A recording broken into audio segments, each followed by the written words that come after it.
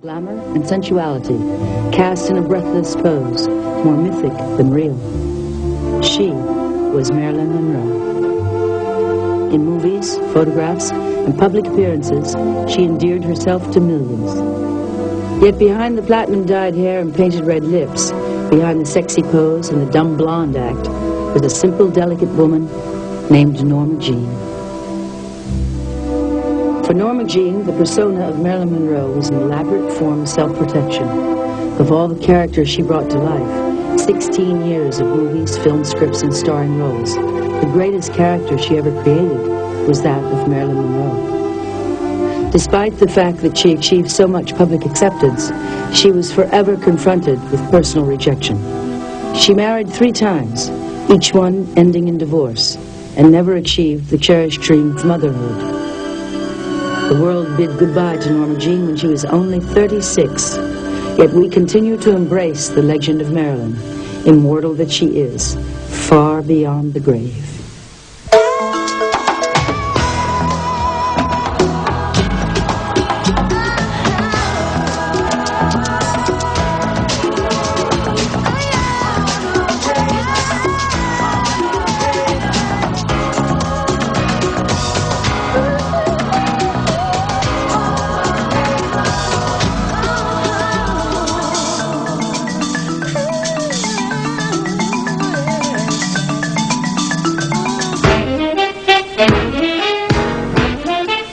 The first impression you get, is a shock that anybody should be so beautiful. I think she was possibly one of the greatest photo subjects in the history of mankind. She had that wonderful, magical quality, a great charisma on the screen, where she absolutely came alive on the screen. And that's such a gift, you either have that or you don't. There's nothing more adorable in the world than a beautiful clown. To have a beautiful woman that doesn't take herself too seriously, like a clown and tease and play, is a delightful thing. She had power and she never knew it. And if you don't know you have power, what good does it do you? When we fell in love with Marilyn's inside, she'll be there forever. I think that there was something magic about Marilyn Monroe on the screen, but it went beyond that. The combination of sexuality and vulnerability. I think she is one of the icons of the century, and she will be remembered.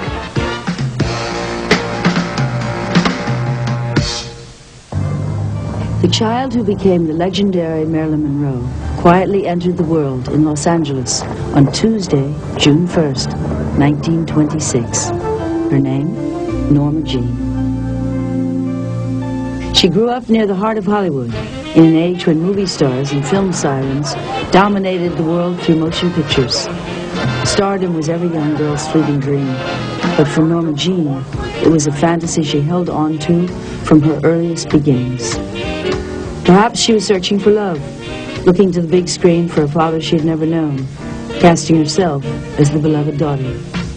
She longed to be like any one of those film immortals, at home on Hollywood's boulevards, forever young, beautiful, and glamorous, to be larger than life and loved by all on the silver screen.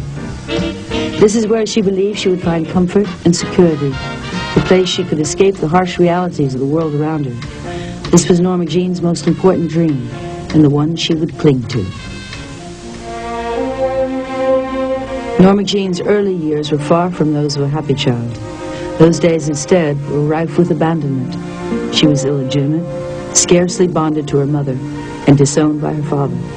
She had a yearning for love so deep, neither 3 marriages nor the adulation of millions could fill it. She called her father, her real father, and his name was Stanley Gifford. And he refused to recognize her. And she didn't want anything. She just wanted, say, yeah, okay, how are you, and so forth. And she was so sad that night. And she felt really rejected badly. Norma Jean's mother was troubled. Gladys Baker came from a family with a history of mental illness. In time, Gladys was diagnosed with paranoid schizophrenia and confined to a mental institution. 7-year-old Norma Jean would spend the next 9 years being shuffled between orphanages and foster homes. Her mother was in a mental institution, and that she was coming home. She wasn't cured, but she was able to leave the institution. And in fact, we went down and met her at the Greyhound bus station. She didn't recognize Norma Jean because Norma Jean, she hadn't seen her in 10 years. And Gladys seemed like she was still in left field. She hadn't got everything well done. At the age of 15, Norma Jean started dating Jim Doherty. He'd been a student body president, a star athlete, and was very popular. She especially liked his accomplishments, the fact that he was 5 years older and his sense of humor, all early indications of the qualities she favored in men. She was very gentle and basically quite shy. She liked to ride horses. I thought, well, maybe I'll ask her out. So I taught her how to ride horseback. And I recall one time that it was late in the day, and Norma Jean was up in front, and I told her, I says, it's getting dark, turn your headlights on. You're the only one that's got headlights. And she says, where is it? I says, out front. I says, the switch is under the saddle horn. Near there somewhere. And she spent the rest of the trip into the stable looking for the switch to turn the lights on. Hardship and destitution may have marked Norma Jean's earlier life, but as she was blessed with a spectacular beauty, she was always protected from the harshest circumstances. But that same beauty had a dark side. Most girls were afraid that if she came by and the boyfriend saw them, they'd lose their boyfriends. So that was why she didn't have too many girlfriends, because she was beautiful. Norma Jean was legally obligated to remain in a foster family or in an orphanage until she was 18. But the precocious young beauty found refuge in her high school sweetheart and became engaged to the aircraft factory worker. Her foster mother came to Mom and she said that they were moving to Arlington, Virginia, and they couldn't take Norma Jean along. And she said, would you like to marry Norma Jean? I said, gee, she's pretty young. And she said, well, she's going to have to go back to an orphanage if you don't marry her. They married on June 19, 1942. Jimmy was 21. Norma Jean was barely 16. I was in love with her personality, her sweetness, her generosity, her looks, the kindness that she had. She was very religious, and she had all of the qualities that I was looking for in a wife. Though millions would come to know her as Marilyn Monroe, a sex symbol and blonde bombshell, the real Norma Jean was quite different. She was a serious person, and she had a sensibility about her that would indicate that she was a vulnerable type person that someone could easily take advantage of because she trusted people. Mrs. Jim Doherty settled into a happy marriage. At 18, she was a simple girl. Norma Jean was very affectionate. She loved to hug. She liked to be kissed. She liked to be cuddled. That was very important to her. 2 years after their wedding, World War II took her husband away from her. Jim was ordered to the South Pacific. Once again, Norma Jean was alone. The time came that I had to leave and go overseas.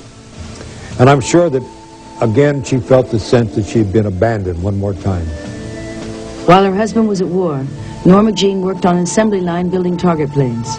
The year was 1944, and she was just one of many working women.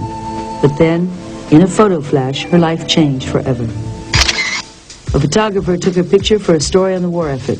Overnight, Norma Jean's poses were an instant sensation and landed her a modeling contract sowing the seeds of a budding new persona. Norma Jean's initial success prompted her to quit her job and take modeling lessons. She posed for ads, magazine covers, and calendars. She even began to think about acting and started taking drama lessons. She began to remember her childhood dreams. While at the orphanage, from her room, from the cot that she slept on, there was a window in proximity to the cot. She could look out that window and she could see the water tower over the RKO studio nearby. And the irony is that one day Norma Jean would work at that studio.